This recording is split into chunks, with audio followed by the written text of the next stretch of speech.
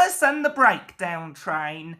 Every day the fat director came to the station to catch his train, and he always said, "Hello," to Thomas. There were lots of trucks in the yard. Different ones came in every day, and Thomas had to push and pull them into their right places. He worked hard. He knew now that he wasn't so clever as he had thought. Besides, the fat director had been kind to him, and he wanted to learn all about trucks so as to be a really useful engine. But on a siding by themselves were some trucks that Thomas was told he mustn't touch. There was a small coach, some flat trucks, and two queer things his driver called cranes. "That's the breakdown train," he said. "When there's an accident, the workmen get into the coach, and the engine takes them quickly to help the hurt people and to clear and mend the line. The cranes are for lifting heavy things like engines and coaches and trucks." One day, Thomas was in the yard when he heard an engine whistling. "Help! Help!" And a goods train came rushing through much too fast. The engine, a new one called James, was frightened. His brake blocks were on fire, and smoke and sparks steamed out on each side. "They're pushing me! They're pushing me!" he panted. On, laughed the trucks, and still whistling, "Help! Help!" Poor James disappeared under a bridge. "I'd like to teach those trucks a lesson," said Thomas the Tank Engine. Presently, a bell rang in the signal box, and a man came running. "James is off the line! The breakdown train! Quickly!" he shouted. So Thomas was coupled on. The workmen jumped into their coach, and off they went. Thomas worked his hardest. "Hurry, hurry, hurry," he puffed. And this time he wasn't pretending to be like Gordon. He really meant it.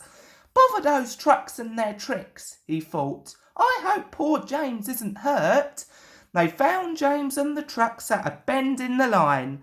The brake van and the last few trucks were on the rails, but the front ones were piled in a heap. James was in a field with a cow looking at him, and his driver and fireman were feeling him all over to see if he was hurt. "Never mind, James," they said. "It wasn't your fault. It was those wooden brakes they gave you. We always said they were no good." Thomas pushed the breakdown train alongside. Then he pulled the unhurt trucks out of the way. "Oh dear, they groaned. Serves you right, puffed Thomas crossly.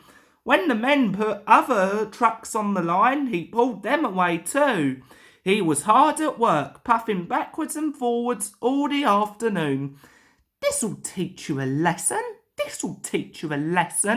he told the trucks, and they answered, "Yes, it will, in a sad, groany, creaky sort of voice.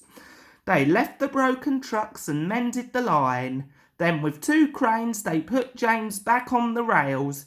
He tried to move, but he couldn't, so Thomas helped him back to the shed.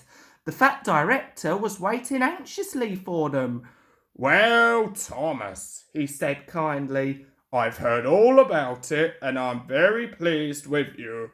You're a really useful engine. James shall have some proper brakes and a new coat of paint, and you shall have a branch line all to yourself." "Oh, sir," said Thomas happily. Now Thomas is as happy as can be. He has a branch line all to himself and puffs proudly backwards and forwards with two coaches all day. He is never lonely because there is always some engine to talk to at the junction.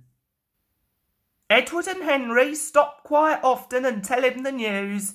Gordon is always in a hurry and does not stop, but he never forgets to say "boop boop" to little Thomas, and Thomas always whistles "peep peep" in return.